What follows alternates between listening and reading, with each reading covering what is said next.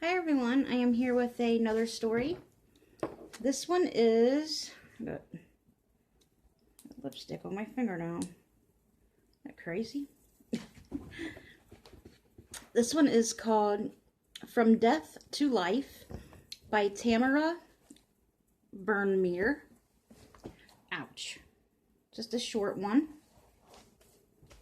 This is another true story from our Miracles Do Happen book.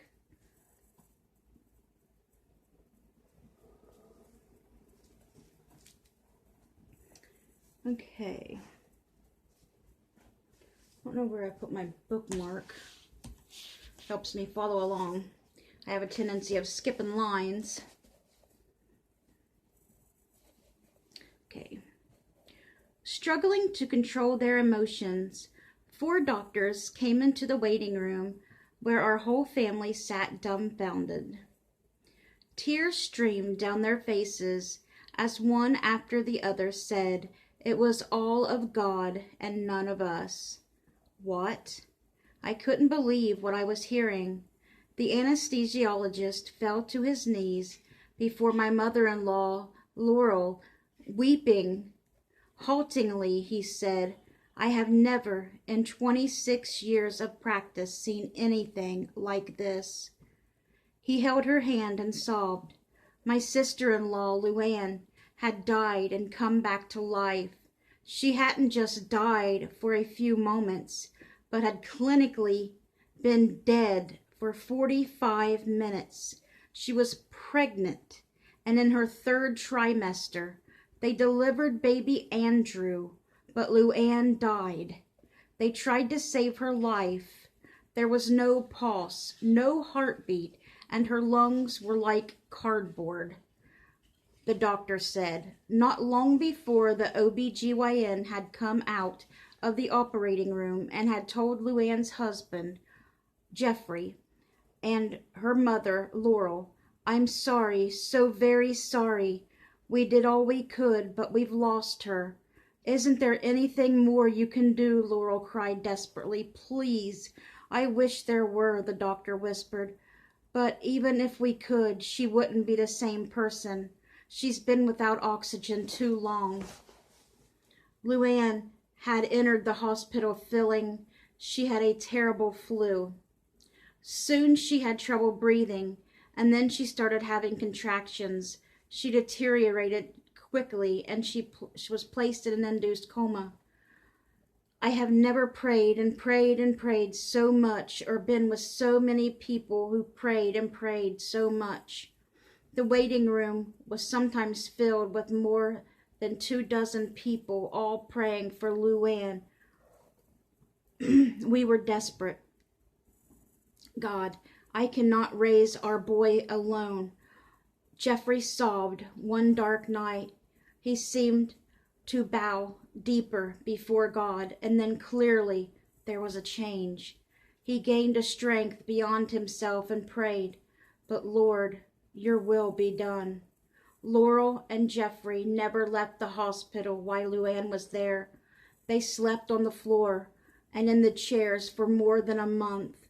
So many days Laurel felt such a deep sense of darkness and despair. As I would sob and cry in the early morning hours, Laurel remembers this kindly, older janitor would always be doing his rounds. He would smile and nod with understanding. I started to look forward to seeing him each morning. Once in a while we spoke, and he learned about our desperate situation. One morning when I was beside myself with grief, he came to me and leaned down close. With a peaceful smile, he said, "I know Luann will be all right.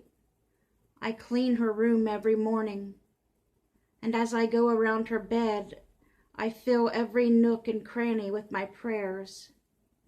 The waiting room almost became holy ground as Jeffrey and Laurel and other family members prayed with, cried with, and shared their faith with other families. Through the weeks that followed, practically every organ in Luann's body started to fail. No one could figure out why. Every morning, 5 doctors met to discuss their research and the advice and specialists around the country. It was a terrible mystery. They would usher us into a conference room and announce the newest crisis. Luann's liver is deteriorating. We are putting her on a list for a liver transplant, they said. We all prayed, and the doctors watched and listened. Her liver returned to health. Again and again they interrupted us while we were praying, ushered us into the conference room, and announced the next organ deteriorated, her lungs, her kidneys, her pancreas. So we prayed, and they watched.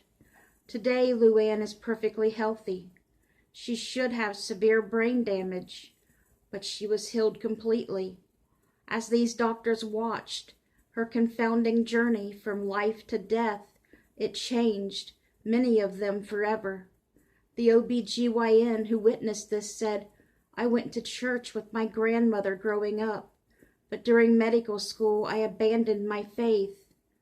I have now seen with my own eyes the reality of God, and my faith in Him trumps any medical knowledge I've obtained. The lead doctor told us during Luann's worst decline, we are discouraged from sharing our faith in any way with patients. I am done with that. I will never hide my faith again. We eventually heard a flood of stories like that. The Lord saved Luann's life, but baby Andrew died. For me, this gut-wrenching journey led to one realization. God is God. His ways are not our ways, but He gave me the courage to trust Him and seek Him no matter what the outcome. Luann was in the hospital 40 days and nights. In the Bible, the number 40 can represent a severe testing that often results in restoration. In the story of Noah, it rained for 40 days and nights. Jesus was tempted for 40 days and nights. The Israelites wandered in the desert for 40 years before reaching the promised land. The Lord brought Luann and Andrew to the promised land. One just happened to be in heaven and the other on earth. Amen. Amen.